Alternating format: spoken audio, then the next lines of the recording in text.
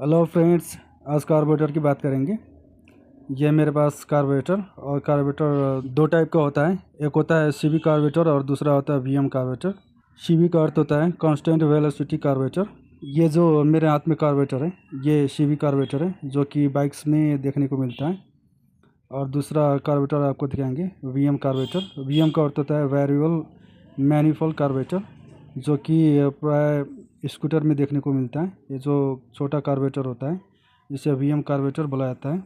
तो आज मैं सीवी कार्बोरेटर खोलने वाला हूँ और सीवी कार्बोरेटर में क्या क्या पार्ट्स होते हैं और उसका फंक्शंस क्या क्या होता है आपको डिटेल में बताऊंगा।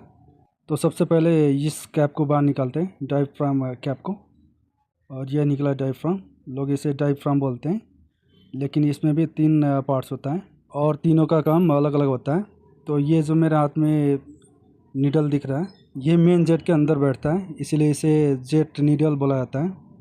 और दूसरा जो इसमें होता है ये ब्लैक वाला जो पार्ट दिख रहा है इसे स्लाइड बोला जाता है, क्योंकि ये नीचे ऊपर करता है, नीचे ऊपर स्लाइड होने का काम करता है, इसलिए स्लाइड बोला जाता है इसे। और ये जो ऊपर का सबसे ऊपरी भाग है रबर का मेम्ब्रेन, इसे डायफ्राम बोला जाता है। खास में इस रबर को ही डायफ्राम बोला जाता है। और इसके नीचे होता है दो वाइट कलर का लॉक, जो कि डायफ्राम और स्लाइड को जोड़ने का काम करता है। यहाँ पे होता है ये दो लॉक। अगर डायफ्राम चेंज करना हो तो इस लॉक को बाहर निकाल के ये डायफ्राम चेंज कर सकते हैं आप। अब इसके बाद में चलते हैं, ये जो पार्ट है इसको बाहर निकालते हैं और इसे क्या बोलते हैं, क्या बोला जाता है आपको बताऊंगा।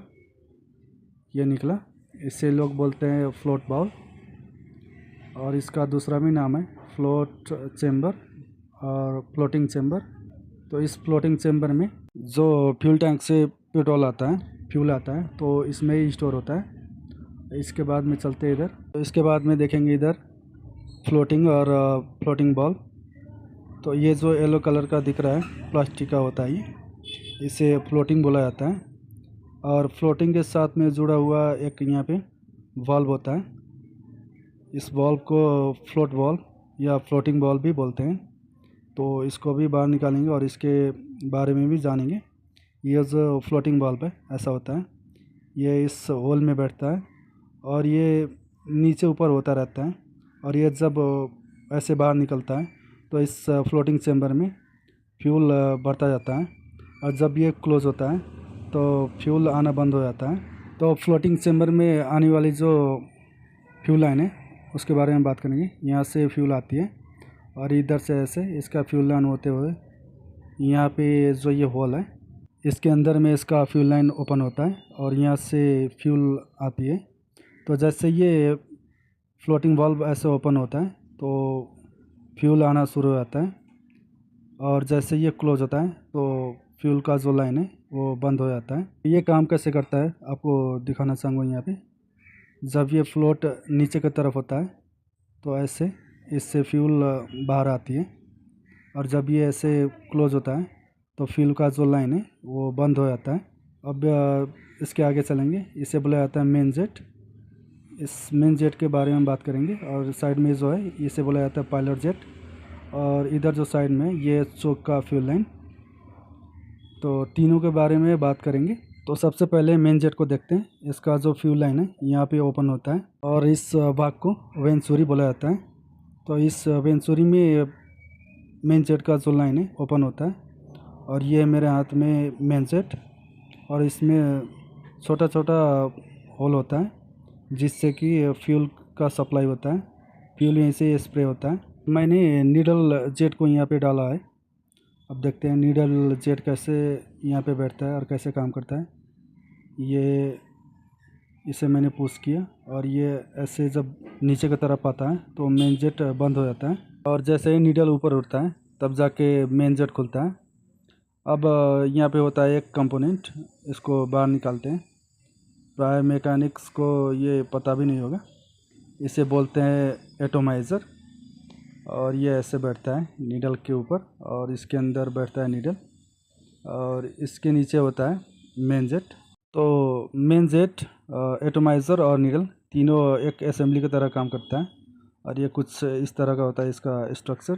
तो एटोमाइज़र इसमें नीडल को कंट्रोल करता है, और मेन जेट से निकलने वाली जो फ्यूल होती है उसको छोटे छोटे टुकड़े में परिणत करता है, अर्थात इसे वेपराइज करने का काम एटमाइज़र ही करता है।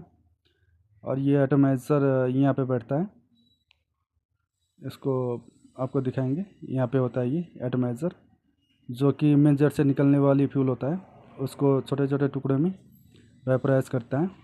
और इस नीडल को कुछ इस तरह ये कंट्रोल करके रखता है, और इस एटमाइज़र में ही ये नीडल नीचे ऊपर करता है। और जैसे ही नीचे ऊपर करता है तब जाके फ्यूल यहाँ से वेंचुरी में सप्लाई होता है। कार्बोरेटर में दोनों साइड में ऐसा वी शेप का इसका स्ट्रक्चर होता है कार्बोरेटर का, इसे ही वेंचुरी बोला जाता है। और अब बात करेंगे इस थ्रोटल का। थ्रोटल के साथ में ये जो ये कनेक्टेड कंपोनेंट है, इसे बटरफ्लाई बोला जाता है। बटरफ्लाई कुछ ऐसे ओपन और क्लोज होता है, और ये बटरफ्लाई जैसे ओपन और क्लोज होता है उसके हिसाब से ही जेट नीडल नीचे और ऊपर होता है। अब बात करेंगे इसका जो स्लाइड है वो कैसे नीचे ऊपर होता है, इसका भी एक प्रक्रिया होता है। तो यहाँ पे मैनिफॉल्ड में जो 4 होल्स दिख रहा है, सबसे ऊपर वाला जो 2 होल्स है ये मेन जेट का होल है। ये दोनों होल्स यहाँ बटरफ्लाई के नीचे ओपन होता है। आपको दिखाना चाहूँगा, ये दोनों होल्स यहाँ से स्कल लाइन ऊपर की तरफ यहाँ पे ओपन होता है, और जब एयर यहाँ से इंटर करता है तो ऊपर की तरफ यहाँ पे एयर निकलता है, इस होल के थ्रू एयर निकलता है। और इसके ऊपर होता है ऐसा बटरफ्लाई, ये बटरफ्लाई इसके होल्स के ऊपर होता है। जब यहाँ पे मैनिफॉल्ड में एयर प्रेशर बढ़ता है तो ये स्लाइड जो है नीचे ऊपर करता है। तो ये कैसे काम करता है आपको दिखाना चाहूँगा। तो नीचे होल्स होता है और इसके ऊपर बटरफ्लाई, और बटरफ्लाई के ऊपर होता है ऐसा स्प्रिंग जो कि इसको नीचे के तरफ दबा के रखता है। और जब ये स्लाइड ऊपर की तरफ जाता है तो स्प्रिंग इसे नीचे की तरफ पुश करता है। तो जैसे ही हम यहाँ पे एयर का प्रेशर देंगे तो स्लाइड के ऊपर वैक्यूम और स्लाइड के नीचे एयर का प्रेशर बढ़ेगा, और ये स्लाइड जो है ऊपर की तरफ जाएगा। लेकिन ये काम नहीं कर रहा क्योंकि डायफ्राम के ऊपर का जो कवर होता है वो मैंने डाला नहीं है, और जैसे ही मैंने एयर का प्रेशर दिया ये साइड से निकल गया एयर, तो ये ऐसे काम नहीं करेगा।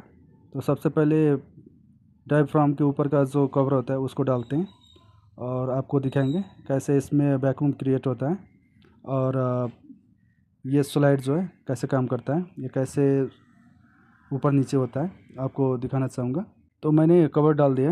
अब विस्तार से बात करेंगे। जैसे ही हम थ्रोटल लेते हैं तो उसी हिसाब से पीछे का जो ये स्लाइड है नीचे और ऊपर करता है। थ्रोटल के हिसाब से इस होल्स में एयर का प्रेशर पड़ता है, और मैंने ये कवर डाल दिया है। और उसी हिसाब से जैसे ही प्रेशर पड़ेगा ये स्लाइड ऊपर ऊपर जाता है, और जैसे ही प्रेशर कम होता है एयर का तो ये स्लाइड नीचे की तरफ आता है, क्योंकि ऊपर होता है स्प्रिंग जो कि इसको नीचे की तरफ पुश करता है। तो ये जो स्लाइड है ये प्रेशर और वैक्यूम के हिसाब से काम करता है, ये नीचे ऊपर होता है स्लाइड।